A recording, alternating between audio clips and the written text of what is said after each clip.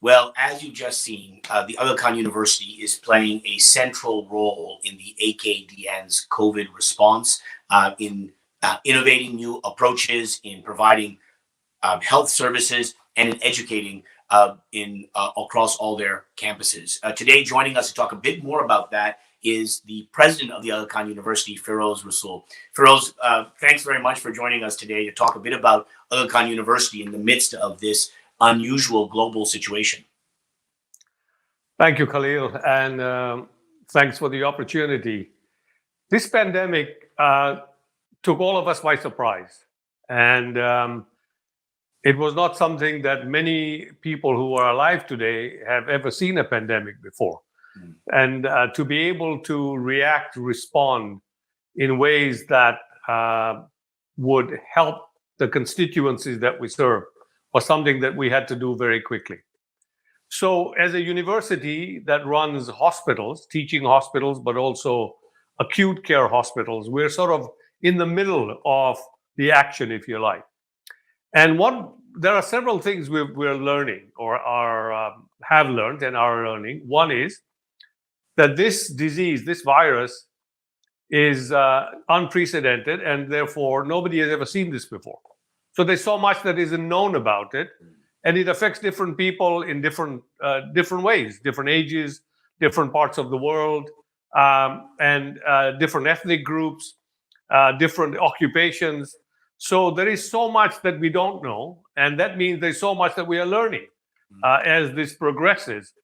And that it means that we as a university should be studying, researching, trying to understand what this virus is, how we can treat it, but more importantly also what treatments, therapies, vaccines need to be developed to protect the people today, but also in the future, because as we have seen, this particular virus and this pandemic is coming in waves. So it's not like you will finish one and then you're done. There are subsequent waves. So what does that mean?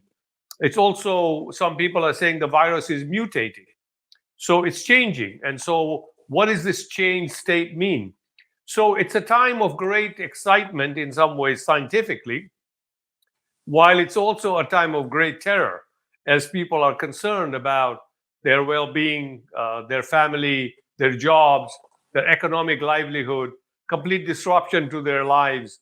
So it's a very critical time for the Aga Khan University to play its role in helping to understand, but also address the issues that this pandemic raises. Feroz, there are a number of strands that I want to pull out and follow a little bit. In a sense, it's almost like it's exactly a crisis of this complexity that the university was, in a sense, established to be able to play a role in. Let's start with the healthcare service delivery dimension. When the university was founded in its initial phases as a health sciences institution, the idea of providing international standard healthcare was really at the core, a core principle of work, quality healthcare, even in a difficult environment that the university was established in, and now I know providing care in a number of other settings. How has the pandemic created challenges for the way in which you're actually providing care, and how is it you're grappling with the requirements for continuing your commitment to quality despite all the difficulties of the pandemic? So as you pointed out, the university was, from its very founding, its very inception, Hazrat Imam wanted it to be at an international standard, which means it had to work with peers across the globe who were at that high standard. And we had to first achieve the standard and then maintain the standard. Now, we are a private, not-for-profit university that runs hospitals. But we are a small part of a public health system. And we are in the developing world where the public health system is fragile, is inadequate in many ways, and unable to serve the populations where we are. So there is a role for us to play, but it's a role that has to be one of leverage rather than serving everybody, because we cannot treat all the COVID patients that come. but we have to figure out how do we assist, empower, and encourage in many ways the public system to take on the responsibility that it should. So in the first place, we had to figure out quickly how to treat these patients, and our relationships with international universities helped us understand, because the wave, the disease, COVID-19 came to Pakistan and Kenya and parts of the world where we are after North America and Europe, and of course after China. So we had some time to learn about what was going on, even though it wasn't a lot of time, it was weeks, maybe 3 or 4. And that allowed us to quickly reach out to our networks to understand what was going on, and then to be able to mobilize the resources that we needed.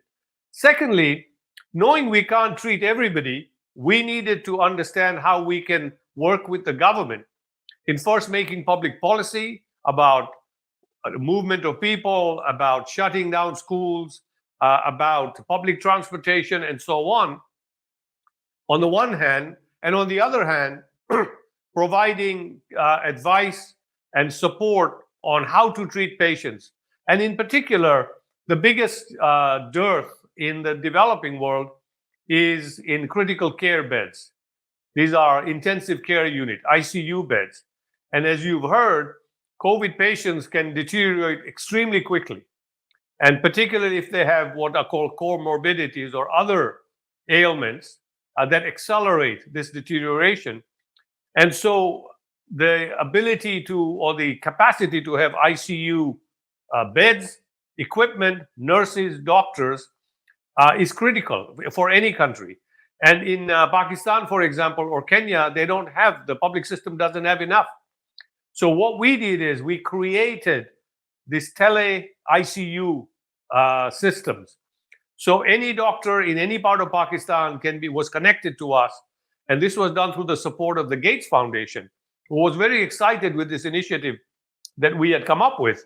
And they were prepared to fund it. So we created this tele ICU link that across Pakistan was able to respond to a doctor in a remote area where the patient that was critical, and they didn't know what to do because they were not an intensivist who's trained to do this. So our intensivist helped. And as the numbers got bigger of patients that needed help, we actually went through our alumni in the US who also agreed, whatever time of day or night, to be connected to a doctor to provide this assistance. That was the vision that Hazrat Imam had, which was that AKU should be able not just to deliver, but also to empower and facilitate expansion of this type of quality that we were expected to provide. And as our partners saw what we were doing, they were very excited, and many of them offered to help. So we were able to take AKU's core facilities or core capabilities and expand it to meet this vision to be able to serve the countries where we were. Firoz, what an incredible set of initiatives. Let me turn to another strand in your initial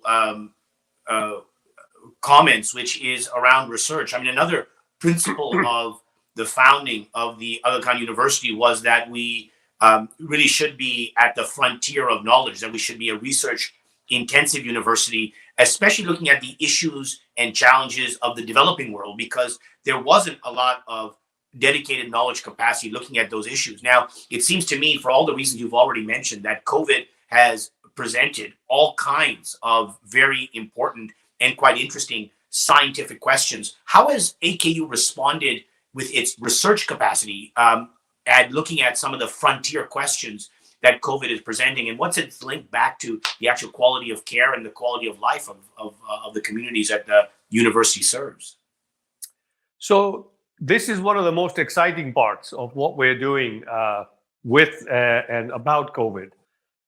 As you pointed out, Hazrat Imam set up AKU to be a research-led university, research-driven.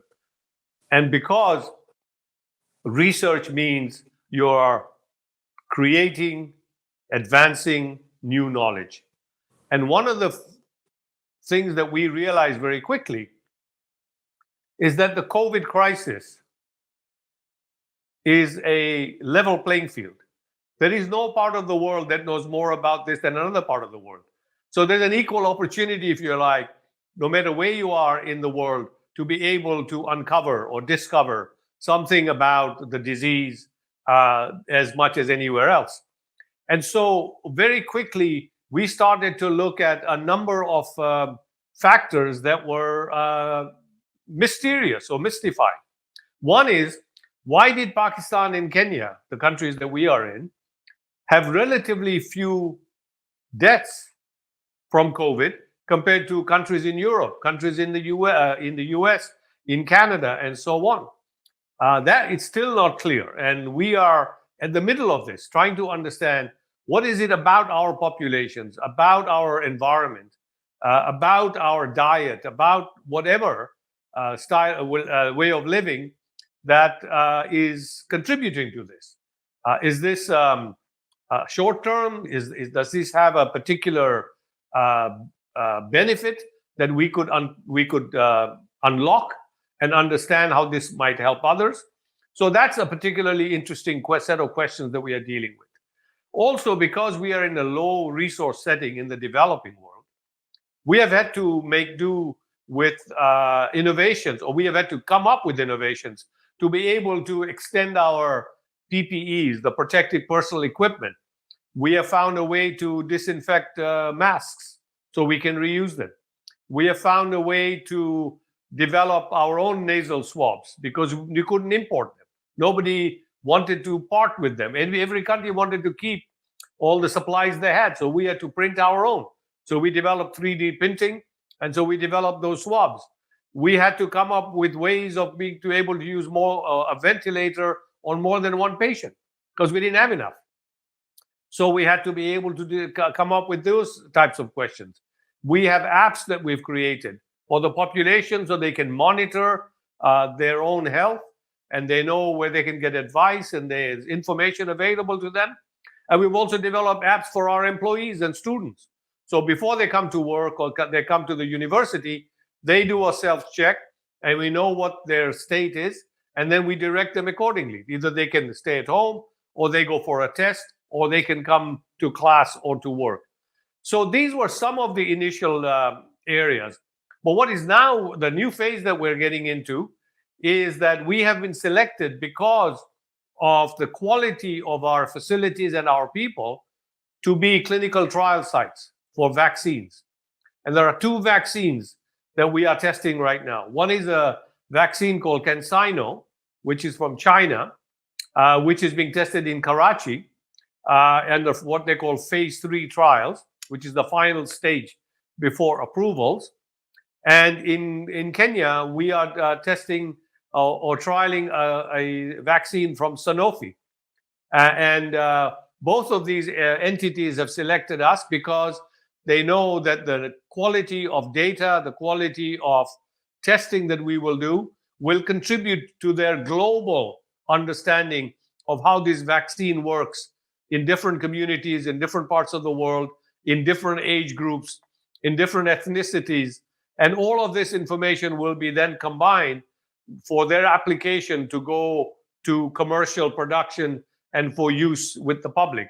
So we're playing very critical roles in the countries where we are for the populations that we serve to be able to test these vaccines so that they can be ready for use immediately that they get approved. There are other research areas that we're involved in that relate to new therapeutics, new drugs that are coming out. In testing them we've done a couple of the remdesivir, which is a drug that is being used widely, has been tested by us to validate it for our populations. So these are some of the very exciting new areas that we are working on and creating a new understanding that we're sharing with others.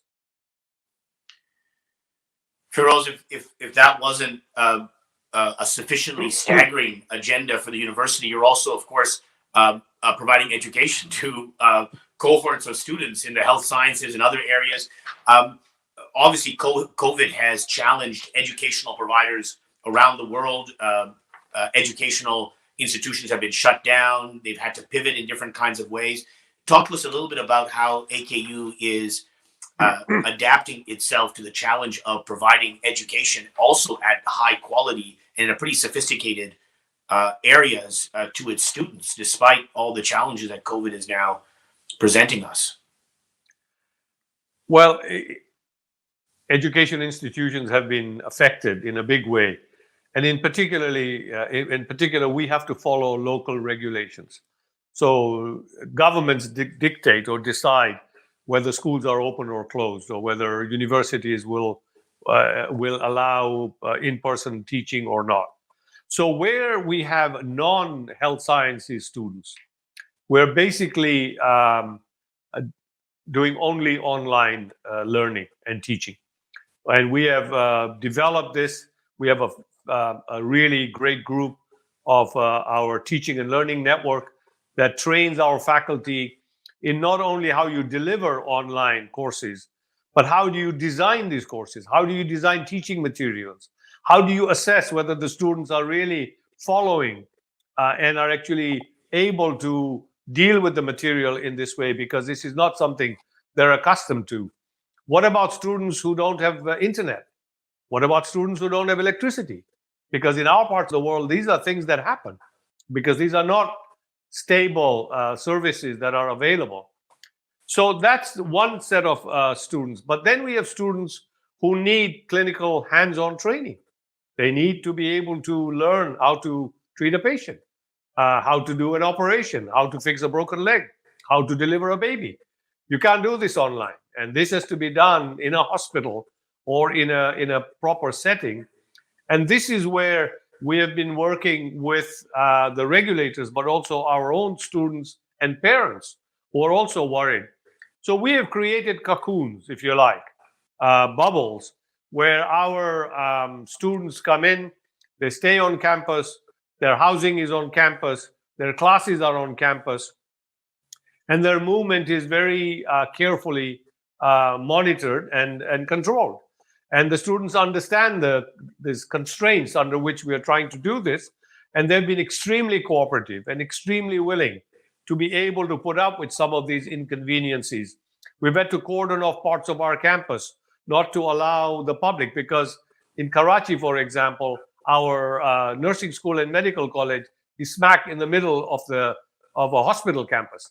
So we've had to cordon off a number of spaces to restrict movement of people.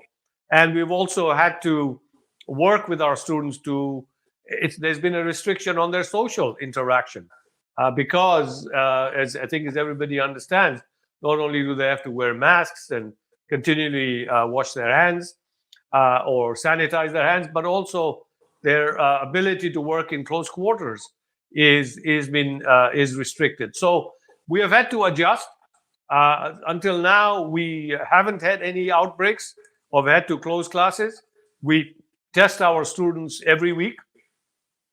We have a hospital, we have a testing service, very reliable. We do a lot of tests for the public, so we can certainly test all of our students and the faculty that teaches them. And we continue to monitor this.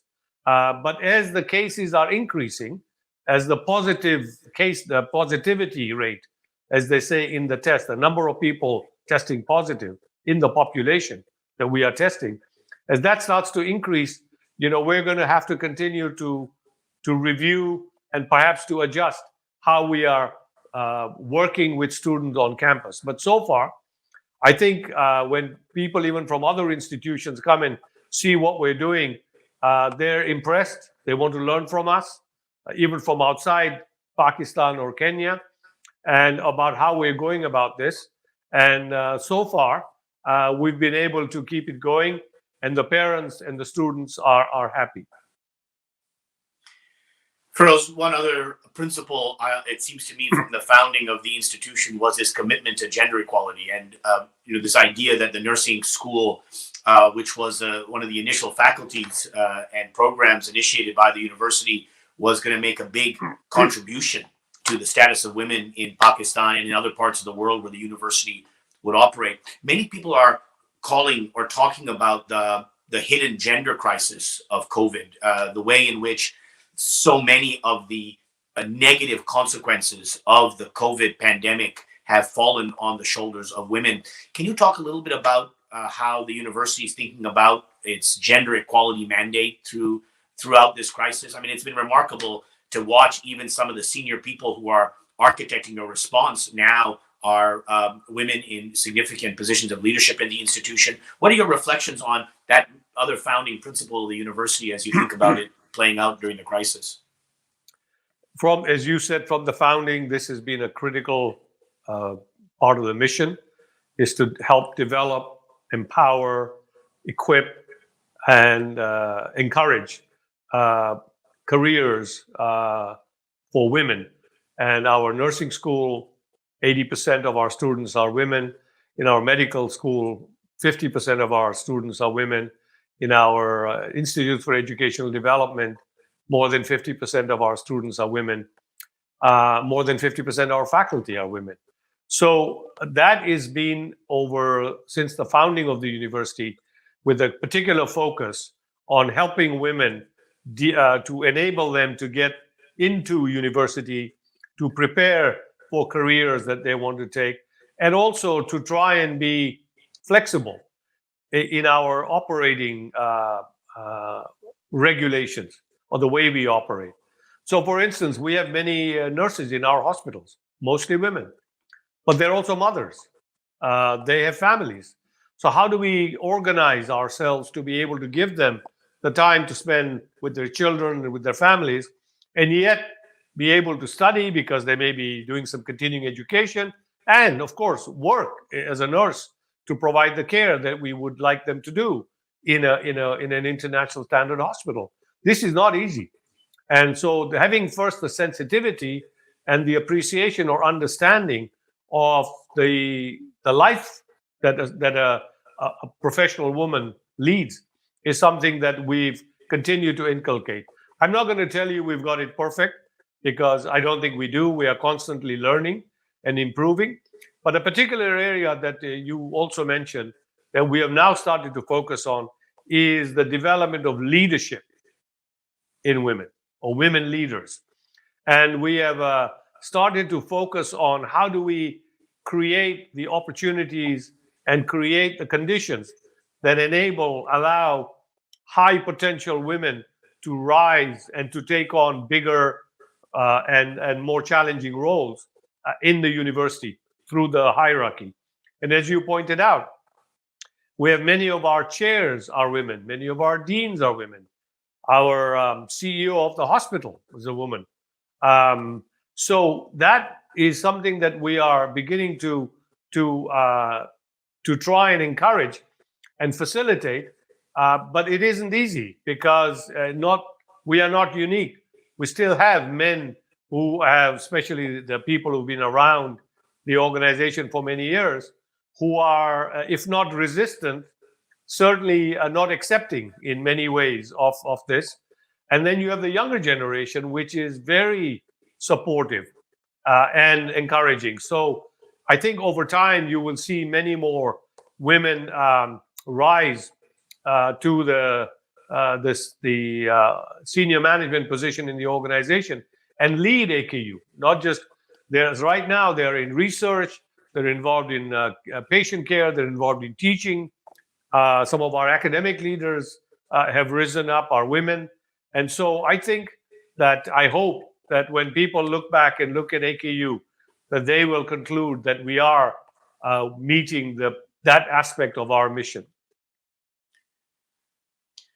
Firoz, maybe we just step back as we conclude this fascinating conversation. In a way, as I'm hearing you speak, it seems like COVID is exactly the kind of multidimensional crisis for which the university was established to be able to respond. I mean, yet again, I feel like we're experiencing, as the university contends with the response to COVID, the prescience of establishing in the developing world world-class knowledge institution. Now it's taken decades of support from obviously from the chancellor, from many leaders, and from many donors and supporters from around the world, including many of those who we might be speaking with tonight. But can you just step back and reflect a little bit that, it does seem like this is exactly the kind of challenge that requires all the capabilities that a high class, a world kind of class standard knowledge institution like a university would be designed to address. Among the founding principles that were set out by the chancellor was that AKU should be able to serve the populations in which it is based in enduring ways. So it's not a short term, it's a long term commitment to serving, helping communities within which we exist. And that role can only be meaningful if the impact we are making is one that solves problems that these communities have or are dealing with.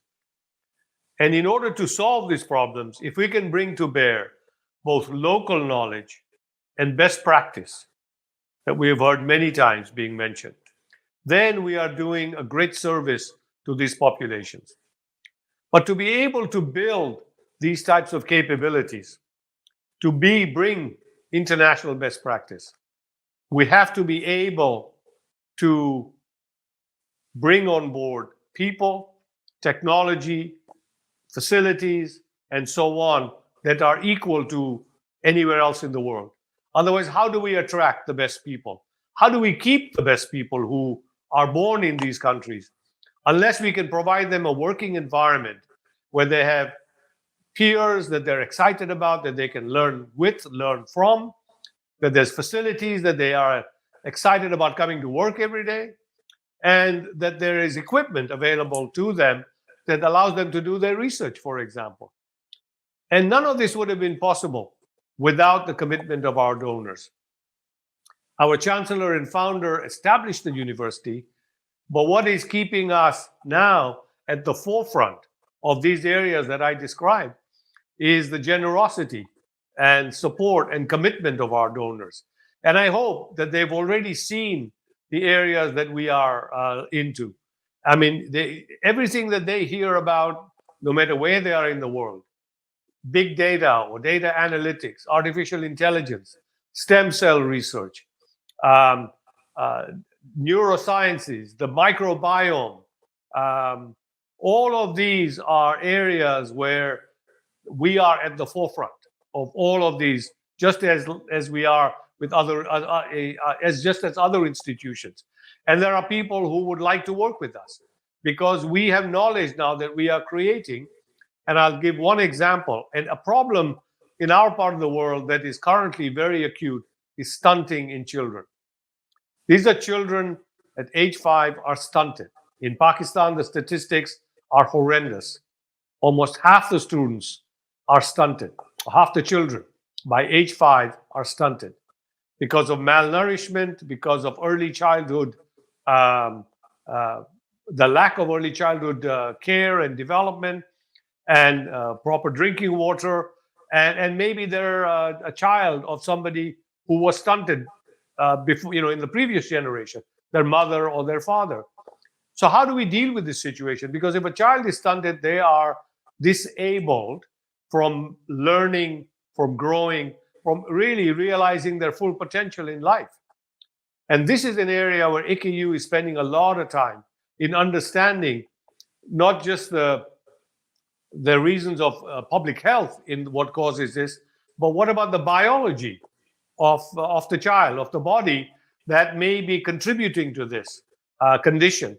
And in this regard, we are working with Harvard University and University of Virginia, who are interested in studying our populations, because they don't see some of this in other parts of the world, although stunting is a scourge of the developing world.